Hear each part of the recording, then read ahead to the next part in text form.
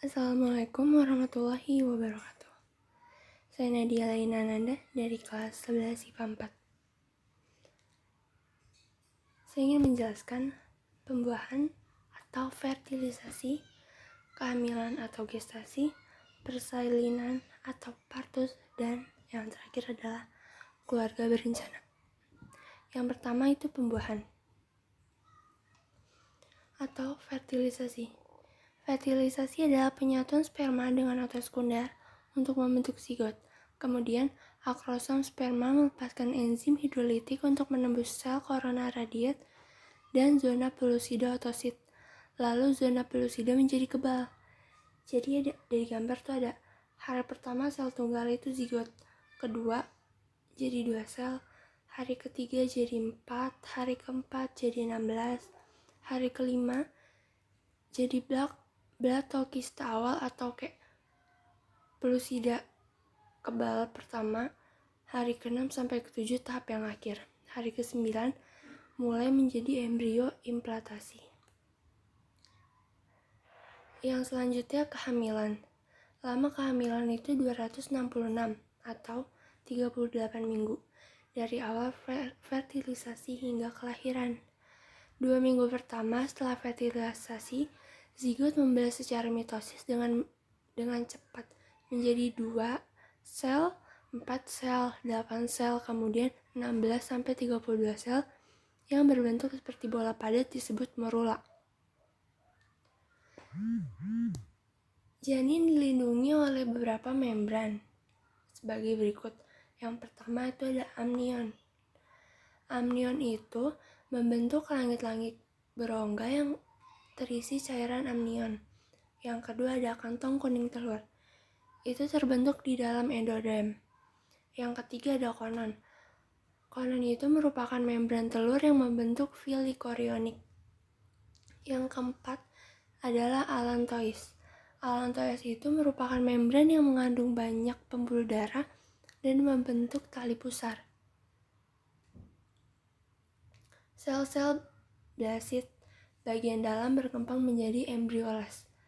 Yang pertama ada ektoderm, itu akan membentuk sel saraf indera, kulit, dan kelenjar endokrin.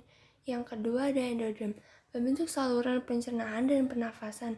Yang ketiga ada mesoderm, terbentuk di antara ektoderm dan endoderm. Semua organ tubuh janin terbentuk setelah minggu ke-8. Pada minggu ke-9 sampai ke-12 dan minggu ke-13 sampai ke-16, minggu ke-17 sampai ke-20, minggu ke-21 sampai ke-25, minggu ke-26 sampai ke-29, minggu ke-30 sampai ke-33, dan minggu ke-34 sampai ke-38. Yang selanjutnya ada persalinan atau partusi. Persalinan dipengaruhi oleh hormon relaksin, estrogen, oksitosin, prostaglandin, dan CRH. Persalinan dibagi 3 tahap, yaitu dilaktasi servis atau pembuahan, yaitu servis dipaksa melebar untuk jalan kepala bayi. Yang kedua adalah kelahiran bayi. Kelahiran bayi yaitu bayi mulai bergerak melewati servis dan vagina orang tua. Yang ketiga ada kelahiran plasenta, yaitu terjadinya setelah bayi lahir. Yang selanjutnya ada gambar kelahiran bayi dari embrio, fetus, minggu ke-16, minggu ke-20, ke-24, 32, 36, dan 40. Itu udah mulai menjadi manusia. Dan yang terakhir ada keluarga berencana atau KB. Keluarga berencana merupakan suatu tindakan yang membantu seseorang maupun pasangan suami istri untuk menghindari kelahiran yang tidak diharapkan. Tujuan keluarga berencana ada 3. Yang pertama, mengatur kehamilan. Yang kedua, mengembangkan kualitas informasi. Yang ketiga, ada mempromosikan penyusunan bayi. Dan mungkin itu saja yang bisa saya sampaikan. Kurang lebihnya mohon maaf. Assalamualaikum warahmatullahi wabarakatuh.